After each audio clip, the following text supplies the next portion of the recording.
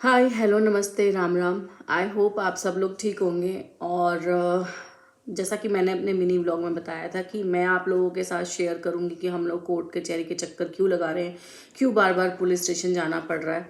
हालांकि मैं ये सब शेयर नहीं करना चाह रही थी क्योंकि बहुत से लोगों को ऐसा लगेगा कि शायद मैं सिंपैथी गेन करने के लिए या फिर अपनी मतलब के लिए इस चीज़ को यूज़ कर रही हूँ। लेकिन जो सच है ना वो दुनिया के सामने आना चाहिए। मैं वो इंसान हूँ जिसने अपनी अगर कॉफ़ी भी उसको अच्छी लग रही है तो वो भी आप लोगों के साथ शेयर किया है, इंस्टाग्राम स्टोरीज डाली हैं। तो फिर ये तो बहुत बड़ा इंसिडेंट है हमारी लाइफ का जो हमारे साथ हुआ है। तो हुआ ऐसे था कि अ, हमारा इकलौता भाई, हम तीन सिस्टर्स हैं, एक ही भाई है रवि। और रवि जो अब इस दुनिया में नहीं है, 9 अगस्त 2022 को रवि हमें हमेशा के लिए छोड़ के चला गया था। और इंसिडेंट ये था कि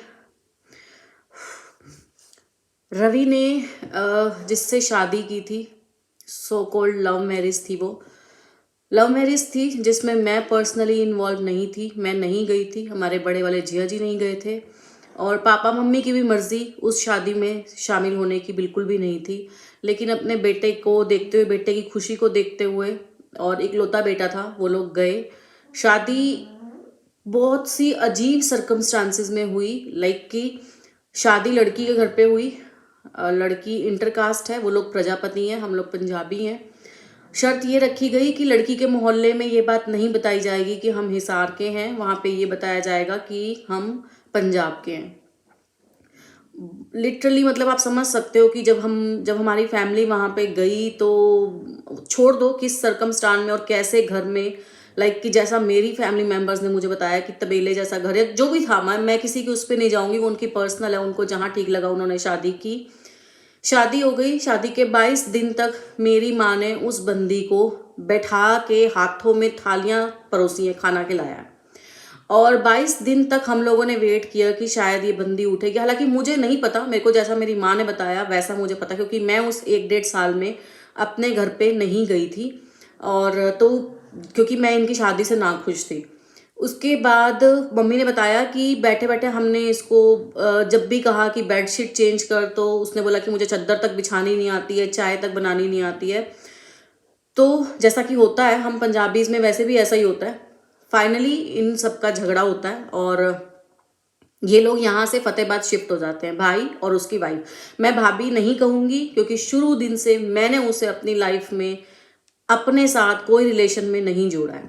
ये लोग फतेहाबाद शिफ्ट हो जाते हैं। रवि का नशा मुक्ति केंद्र था। रवि की खूब अच्छी अर्निंग हो रही थी उस टाइम पे। तो वहां पे ये लोग खूब अच्छे से बड़ा सा घर किराए पे लेके और सब काम वाम करते हैं। सब काम इस लड़की को आता है। इसका नाटक खत्म हो जाता है कि मेरे को ये नहीं आता, वो नहीं आता। बाहर से ऑर्डर्स, जो भी इन्होंने अच्छी लाइफ जी वो इन्होंने जी, हमने कभी इंटरफेयर नहीं किया। तो स्टार्टिंग ये हुई कि रवि के नशा मुक्ति केंद्र में एक पेशेंट की डेथ हो जाती है।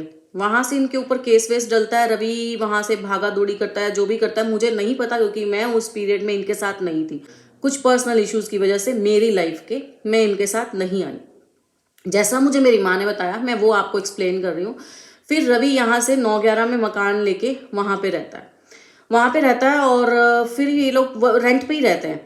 वहां पे इनके झगड़े स्टार्ट होते हैं। और एक इंसिडेंट जो मुझे याद है, जब मैंने जाना स्टार्ट किया तो रवि ने शायद किसी लड़की से बात की और इस लड़की को वो पता चल गया। इस लड़की ने रवि को ये सजा सुनाई कि तू गंजा हो जा, अपने सारे बाल काट दे, तब मैं तेरे साथ रहूंगी। रवि इसके प्यार में अंधा हो गया था। रवि ने वो भी किया, रवि गंजा हो गया। राखी के दिन फोटोज हैं, अगर मुझे मिली मैं यहाँ शेयर करूंगी। हमने जब उससे पूछा, रवि लिटरली मेरे साथ कोने में जाके रोया। 2 साल मैंने मेरे भाई को राखी नहीं बांधी, ये 1 साल, ये सेकंड की बात है। तो उसने मुझे बताया कि ये हरकत हुई थी और उसके बाद इसने मुझे कहा तो मुझे मजबूरी में होना पड़ा ताकि इंसल्ट ना हो। चलो आपस का हस्बैंड वाइफ का था, हालांकि हमें बहुत फील हुआ लेकिन हम कुछ कह नहीं पाए। तो हम लोग आ गए। उसके बाद धीरे धीरे रवि की सिचुएशन यहाँ से यहाँ आती गई। वो शराब की तरफ बढ़ने लग गया, दारू पीने लग गया, जो भी उसका नशा पत्ता था। जो हमें पता है कि वो अल्कोहलिक हो गया। अल्कोहलिक हुआ, उसके बाद इनकी सिचुएशन डाउन आई। और इसी बीच 2000 इसके लड़की के बहुत सारे फोन पकड़े जाते हैं, बहुत सारे, यानी कि थोड़े थोड़े टाइम पीरियड के बाद एक फोन, फिर एक फोन, फिर ये रवि मुझे बुलाता, मैं जाती। लड़ाइयाँ होती, फिर ये दोनों एक से हो जाते, हम बुरे बन जाते, हम साइड हो जाते, ये हस्बैंड वाइफ एक से हो जाते हैं। 4-5 महीने में इस बंदी का एक फ़ोन पकड़ा ही पकड़ा जाता, जिसमें से कि 2-3 फ़ोन अभी मेरे पास भी हैं इस चीज़ के प्रूफ। तो इस लड़की ने पता नहीं क्या किया, क्या नहीं किया, वो बंदा ऊपर से नीचे आ गया, अल्कोहलिक हो गया। 2017 में पापा की डेथ हो गई। पापा की डेथ भी एक एक्सीडेंट था, मैं वो भी शेयर करूँगी कि कैसे हुआ। उसके बाद ये लोग घर पे आते हैं और बोलते हैं कि ठीक है, हम सब कुछ ठीक करेंगे, क्योंकि ऑब्वियसली पापा के पास, हमारे पास सिर्फ भाई बच जाता है। और हालांकि रवि बहुत इमोशनल था, वो अपनी बहनों से, अपने भांजे भांजियों से, सबसे बहुत ज़्यादा प्यार करता था।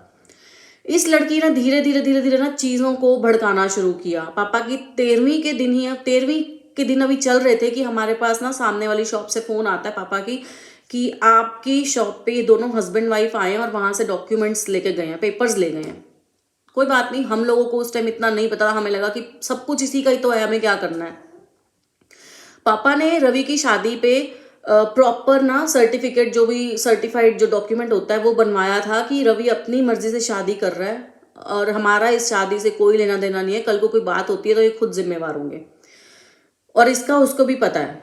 तो उसके बाद फिलहाल ये होता है कि हमारी बहनों में, भाइयों में ये लड़की इतनी दूरियां पैदा कर देती है, उसका असर हमारी माँ के ऊपर आने लगता है। पापा है नहीं और रवि कुछ कमा नहीं रहा, मम्मी करती है टिफ़िन सर्विस स्टार्ट, मतलब जो बच्चे पीजी में रहते हैं उनके लिए टिफ़िन बनाना, और फिर मम्मी ने वो काम स्टार्ट कर दिया।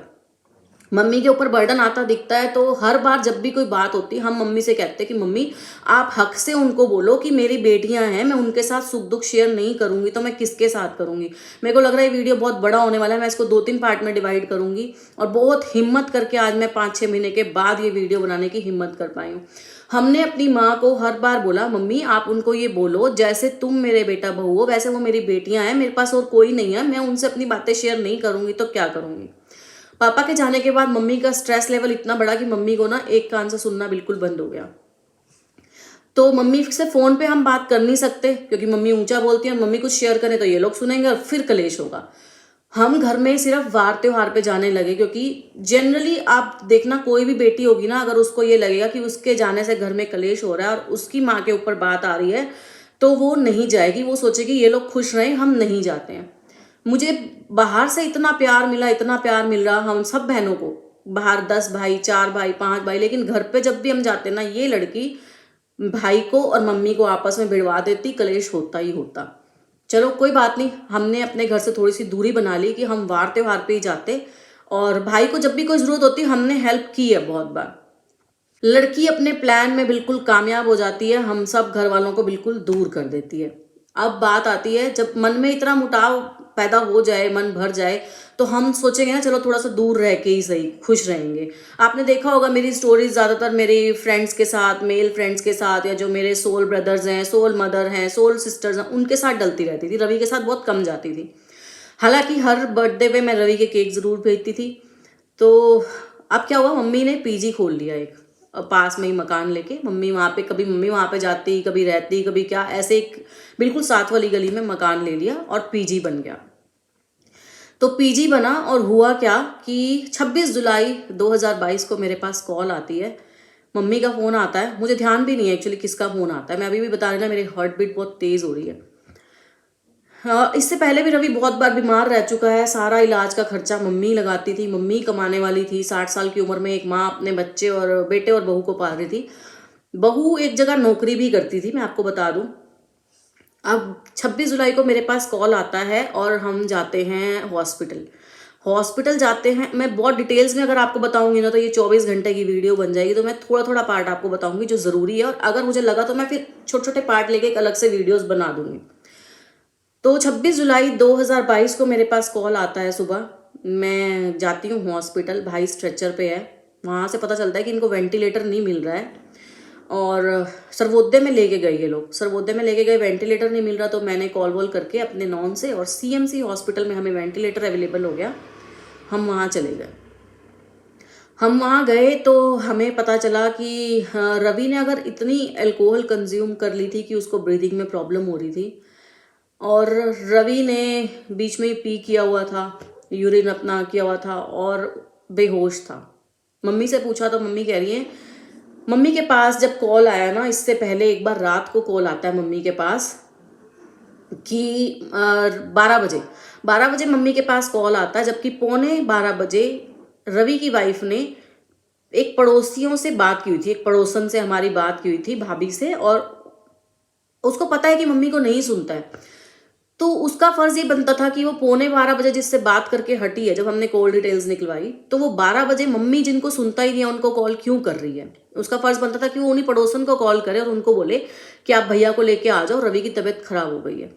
एनीवेज, मम्मी को जब सुनाई नहीं दिया तो पीजी वाले भैया को सुनाई दिया। उस रात मम्मी वहां रुकी हुई थी, बाय चांस या हमारी किस्मत खराब थी, और पीजी वाले भैया को बुलाया, सुनाई दिया, उन्होंने फ़ोन दिया तो मम्मी को बताया गया कि ऐसे ऐसे रवि की तबीयत बहुत ज़्यादा ख़राब है, आप आ जाओ। और रवि ने पी रखी है, तबीयत खराब नहीं बताया गया, रवि ने पी रखी है और सीढ़ियों में लेटा हुआ है और बीच में इसने पी किया हुआ है और इसको उठाना है, ऊपर सुलाना है। मम्मी बोली कि मेरे से तो उठेगा नहीं। मम्मी ने पीजी वाले भैया से रिक्वेस्ट की कि आप 2 जने जाके इसको सुलाओ, मैं यहाँ कॉर्नर पे खड़े होके देख लेती हूँ। मतलब उनको ये डर था कि अकेली लेडीज घर पे हम नहीं जाएंगे। वो भैया गए, उन्होंने सीढ़ी से रवि को उठाया और बेड के पास मुझे नहीं पता कि क्या उसने बोला और क्या भैया ने बोला, उनको नीचे बेड के पास सुला दिया। 12-12:30 सुलाया और उसके बाद रवि उठा ही नहीं इन द सेंस कि वो बेहोश हो गया। सुबह 6:30 इस बंदी ने संभाला। अब क्वेश्चन ये है कि अगर एक लड़के की भी तबीयत खराब हुई है, किसी छोटे बच्चे ने भी अगर बीच में सुसु किया हुआ, आप उसके कपड़े चेंज नहीं कर सकते, उसकी एटलीस्ट वो पैंट तो रिमूव कर ही सकते हो, आप उसकी वाइफ हो। उसने वो भी नहीं किया, उसी पैंट में वो पड़ा रहा। अब कमाल की बात यह है कि रात का फ़ोन तो मम्मी को गया, लेकिन सुबह तबीयत खराब होने का फ़ोन वापस से वो साथ वाली भाभी को गया। तो फटाफट से साथ वाले घर में, साथ वाली गली में जिया जी का घर है, उनको बुलाया, पड़ोसी आ गए। मम्मी जब गई तो फर्स्ट रिएक्शन रवि की वाइफ का ये था कि रवि मुझे एक चांस दे दे, ऐसे बीच में छोड़ के मत जाइयो, रवि मुझे एक चांस दे दे, ऐसे बीच में छोड़ के मत जाइयो। तो मम्मी ने कहा कि अभी सांसें चल रही हैं, इसको हॉस्पिटल लेके चलो। हॉस्पिटल ले आए, मैंने वेंटिलेटर करा दिया। अब डॉक्टर ने पूरी बॉडी में जितने भी उनको क्लींजिंग की प्रोसेस करनी थी वो कर ली। उनको समझ में नहीं आ रहा कि रवि को होश क्यों नहीं आ रहा है। तो सारे हम लोगों ने टेस्ट करा लिए। फिर डॉक्टर ने रवि की वाइफ से पूछताछ की कि सिम्टम्स क्या क्या थे, क्या हुआ। तो रवि की वाइफ के ना मुंह से निकल गया कि इसके मुंह से झाग आ रही थी। तो फिर डॉक्टर ने कहा कि इसने कुछ ना कुछ कंज्यूम किया है। तो हमने रवि की वाइफ को बोला कि भाई घर पे तो तू ही थी, जा घर पे एक बार देख के आया, इसने क्या खाया है, क्या पिया है। पहले हमने इससे पूछा, ही मुकर गई कि नहीं मुझे नहीं पता इसने क्या खाया पिया, इसने तो दारू पी रखी थी फुल। तो ये घर जाती है, और घर जाती है उससे पहले मैं इसको घर लेके गई थी। 15 मिनट में ये लड़की नहा ली। नहाने के साथ साथ इसने पूरा घर धो दिया। जिसका पति वेंटिलेटर पे है वो बंदी खड़ी होके पूरा घर धो रही है। हमें उस टाइम भी नहीं डाउट गया, हमें पता ही नहीं चला। हमें तो बाद में पड़ोसियों ने बताया कि ये पूरा घर धुलवा दिया इसने। साथ में पड़ोसी हैं, उनको बुला के इसने अपने कपड़े धुलवाए। मतलब वेंटिलेटर पे हस्बैंड ने तेरे को कपड़े धुलवा रही है। वेरी नेक्स्ट डे, अगले ही दिन, चलो हमने इग्नोर कर दिया। फिर जी ये घर से हमारे पास आती है और इसके हाथ में 2 पत्ते होते हैं स्लीपिंग पिल्स के। पत्ते लाके हमारे सामने रखती है। अब जनरली अगर आपको कोई चीज़ मिलेगी आप क्या कहोगे, जी ये 2 पत्ते मिले हैं, पता नहीं इसने 1 खाई है 2 खाई है। उस लड़की की वर्डिंग थी कि ये 2 पत्ते मुझे मिले हैं और इसने 20 गोलियां खा ली, दोनों पत्ते खा लिए।